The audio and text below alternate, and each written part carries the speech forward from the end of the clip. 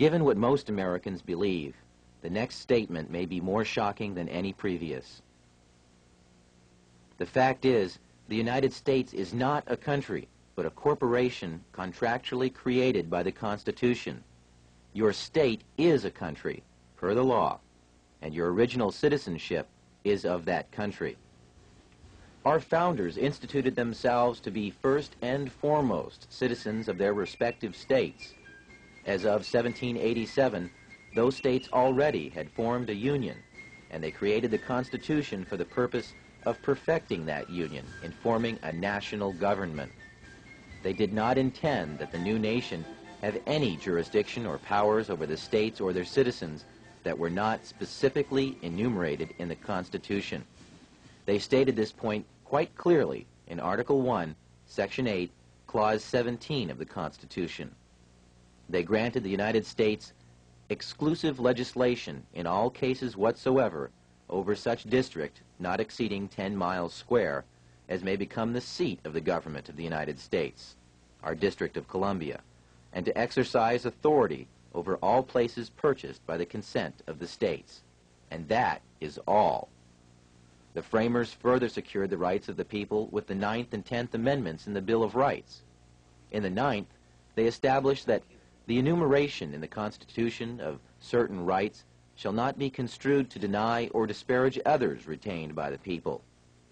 And in the 10th, they made clear that the powers not delegated to the United States by the Constitution, nor prohibited to the states, are reserved to the states respectively, or to the people.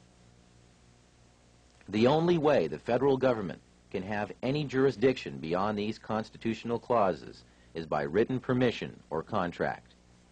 Which leads us to another piece of the puzzle, the 14th Amendment to the Constitution, ratified in 1868 following the Civil War. As barbaric as it may sound today, the black slaves, prior to the conclusion of the Civil War, were legally considered to be property, with none of the rights or privileges of free-born people, only duties. The money interests took advantage of America's desire to free the slaves and found a way to use the swiftly adopted post-war constitutional amendments to enslave all of the people. The deceit is in the wording of both the 13th and 14th Amendments. You will note that the 13th Amendment provides that neither slavery nor involuntary servitude shall exist within the United States. But why the emphasis on involuntary servitude? Isn't it the same thing as slavery? Sure it is. But they had to mention the concept of involuntary servitude because they wished to retain another type of slavery, voluntary servitude. Voluntary servitude is an ancient and established concept. It was the way serfs became subjects to their lords during feudal times in England and other European countries. It was a way for free men to earn a living at a time when all property was held by a select few, and thus anyone who wanted to farm and support their family had first to agree to be subject to a lord of the land. Our forefathers hated this concept and designed our Constitution to exclude titles of nobility, making all Americans sovereign. The 14th Amendment turned the intention of the founders on its ear by making voluntary servitude a requirement for former slaves to gain the rights already guaranteed to free-born United States citizens. When the slaves were released from their involuntary servitude following the war, their status was changed from that of being property to that of being a person.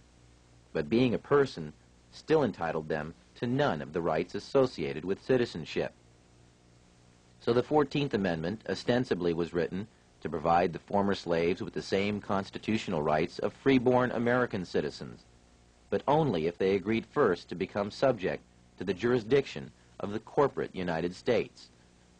Making oneself paramountly, that is, first subject to the jurisdiction of the laws of the United States, however, limits access to parts of the Bill of Rights, as we'll explain in a moment. But first remember, anyone who voluntarily subjects himself to the laws or jurisdiction of another is, in every way, obligated to abide by the terms of any contracts or laws established by whomever establishes the rules of the contract. In simple terms, This meant that the former slaves became subjects first to the United States, and secondly to the state in which they lived. They had no sovereignty whatsoever. This status had never existed in the United States prior to that time. The 14th Amendment created a new class of citizenship in the United States, a second-class citizenship. Up until 1868, every American was a paramount citizen of their state, and by virtue of that, also a citizen of the United States, with full individual sovereignty as guaranteed by Amendments 9 and 10 in the Bill of Rights. But so-called naturalized citizens, or 14th Amendment citizens, are paramountly subject to all laws of the United States, and, having no status as freeborn citizens, have no access at all to the unenumerated rights retained for the people by Articles 9 and 10 of the Bill of Rights. That's because, in order to get any rights at all, they had to subject themselves to the jurisdiction of the corporate United States, which left them no unenumerated rights. The only rights they had were those specifically written into the Constitution. The sad tragedy of America today is that all U.S. citizens, regardless of race, are now 14th Amendment slaves due to contracts with the government of the United States through Social Security, birth certificates, driving licenses, citizenship statements, tax forms, and many other documents. The true paramount citizenship that all Americans deserve is that of their respective state, which is a sovereign citizenship. Such status would exempt them from federal and state income taxes, as well as property and inheritance taxes. This sovereign citizenship was the status held by our forefathers. Now, if you're still thinking that the U.S. government needs to have a central bank and collect income tax or it will collapse, think again. Over 2/3 of the federal government's income is derived from sources other than income tax. There is even evidence suggesting that none of your income tax is used by the government. Fees, excise taxes, tariffs, sales taxes, and other forms of income have easily supported the U.S. budget in the past and could easily support it now. We have done without a national bank for large stretches of our history, and the U.S. Treasury is perfectly capable of printing and managing a money supply. In fact, the only constitutionally sanctioned currency is backed by gold or other precious metals. This is a far more stable form of currency and is the type of money the Treasury was designed to handle. The government was doing so well collecting money under these original laws that it had amassed a huge surplus by the time this cartoon was penned 100 years later in 1887, when there still was no income tax collected at all. Up to this point, we have shown you how the money interests have 1. Established the Federal Reserve System, and 2. Exploited a second class of citizenship created by the 14th Amendment for other purposes. And we have mentioned a few names involved in the creation of the Fed. But there are other organizations working for our economic enslavement as well, along with other extremely rich and powerful international bankers. Those who support the Fed have created a global movement to centralize economic power in various puppet organizations that preach peace and stability through some variation of socialism, but act aggressively to draw nations into a web of foreign debt and servitude to their agenda. The United Nations, the World Monetary Fund, and the Council on Foreign Relations are all committed to an agenda of world domination through manipulation of economic power.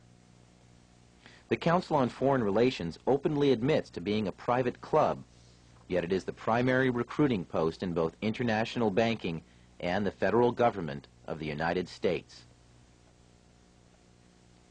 Richard Nixon, Nelson Rockefeller, John Foster Dulles, Dean Rusk, Alger Hiss, Robert S. McNamara, and every president since FDR, with the exception of John Kennedy, have been members of this exclusive club where super financiers and your elected representatives can mix freely and plan the next step in the consolidation of power in a new world order.